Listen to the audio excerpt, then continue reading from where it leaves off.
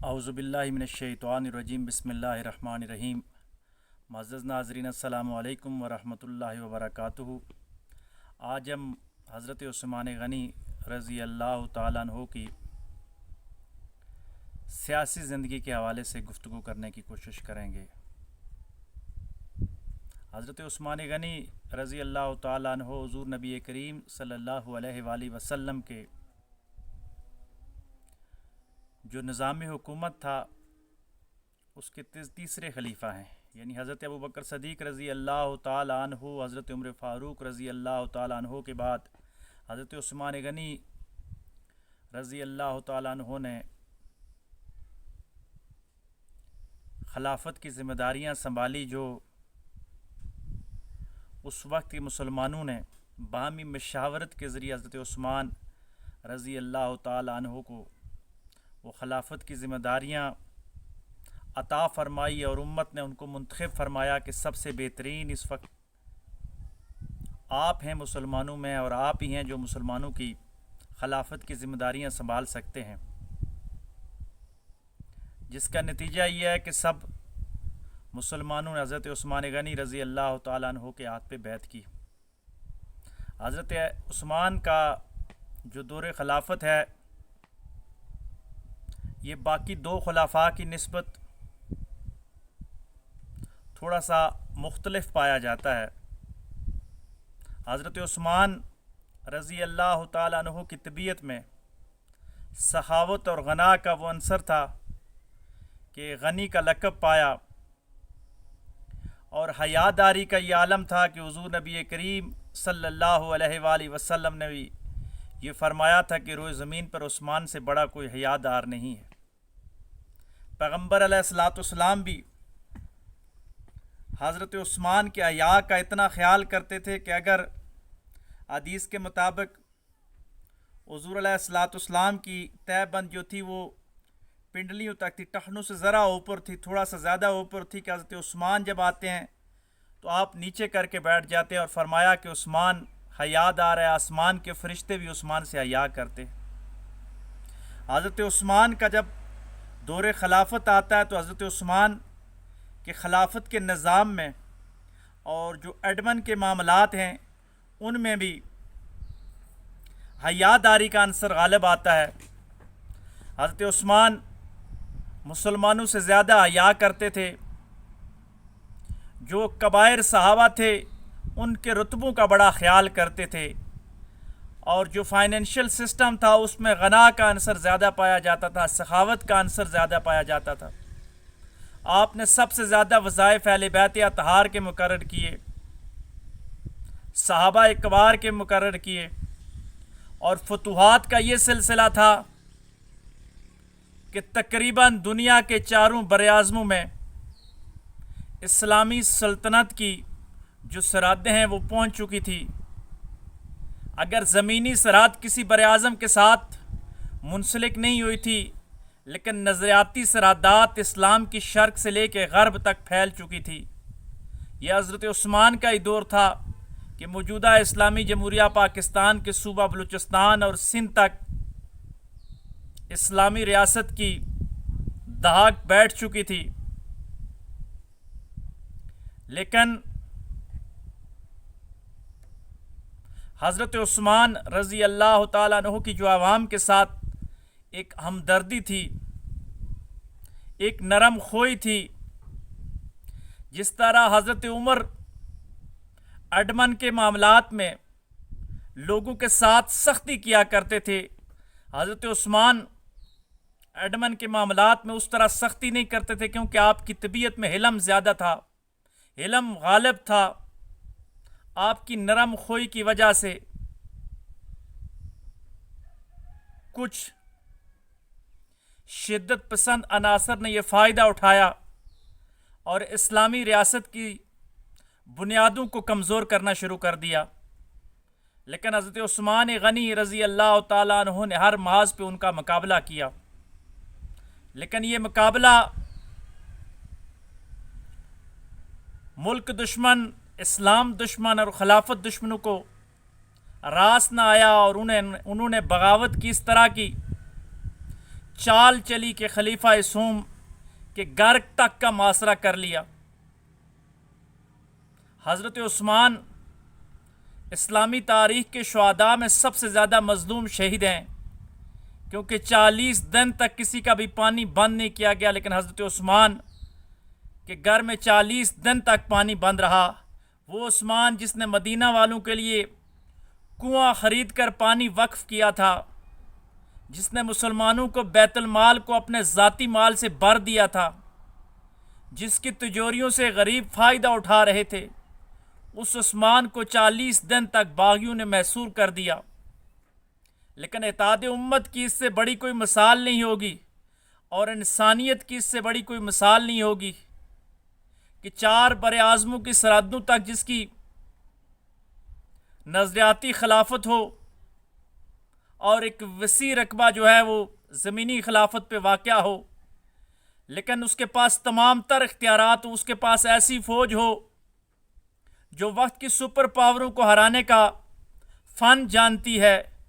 آخر حضرت عثمان نے حضور علیہ الصلوۃ والسلام کی سیرت سے یہ سبق سیکھا تھا کہ مسلمان کی تلوار اپنوں کے خلاف نہیں اٹھتی۔ جس طرح حضور علیہ الصلوۃ والسلام نے منافقوں کو قتل نہیں کیا تھا، جب صحابہ نے عرض کی تو حضور علیہ الصلوۃ والسلام نے فرمایا کہ اگر میں نے ان کو قتل کیا تو آنے والا مورخ لکھے گا، لوگ کہیں گے کہ محمد علیہ الصلوۃ والسلام نے اپنوں کے گردنوں کو اڑا دیا۔ اسی لیے تو کہتے ہیں کہ منافق کافر سے زیادہ خطرناک ہوتا ہے، یہ آپ کی صفوں کے اندر چھپا ہوا ہوتا ہے، جس کو نکالنا بڑا مشکل ہو جاتا ہے۔ حضرت عثمان نے یہ اعلان فرمایا کہ جو بھی بندہ لا الہ الا اللہ محمد رسول اللہ پڑھتا ہے، میری وجہ سے اس پہ تلوار نہ چلائی جائے، اس کے خلاف کوئی کارروائی نہ کی جائے۔ لوگوں نے احتجاج کیا اور حضرت عثمان نے احتجاج برداشت کیا۔ آج کے حکمرانوں کے لیے یہ مشعل راہ ہے کہ جو حکمران ذرا سا بھی احتجاج ہوتا ہے، لوگ پروٹیسٹ کرتے ہیں، تو ان پہ لاٹھی چارج، آنسو گیس اور بعض اوقات سیدھی گولیاں چلا کے لوگوں کو شہید کر دیا جاتا ہے۔ ان کو خلیفہ سوم کی زندگی سے یہ سبق حاصل کرنا ہوگا کہ حضرت عثمان کے گھر کے باہر باغی جو غیر قانونی احتجاج کر رہے تھے، جو غیر قانونی پروٹیسٹ کر رہے تھے، اور وائلنس کی تحریک تھی جس میں شدت پسندی کا عنصر غالب تھا، لیکن حضرت عثمان نے صرف اس وجہ سے چھوڑ دیا کہ وہ ریاست مدینہ کے شہری تھے اور لا الہ الا اللہ محمد رسول اللہ پڑھنے والے تھے۔ حسنین کریمین ان کی حفاظت کے لیے جاتے ہیں،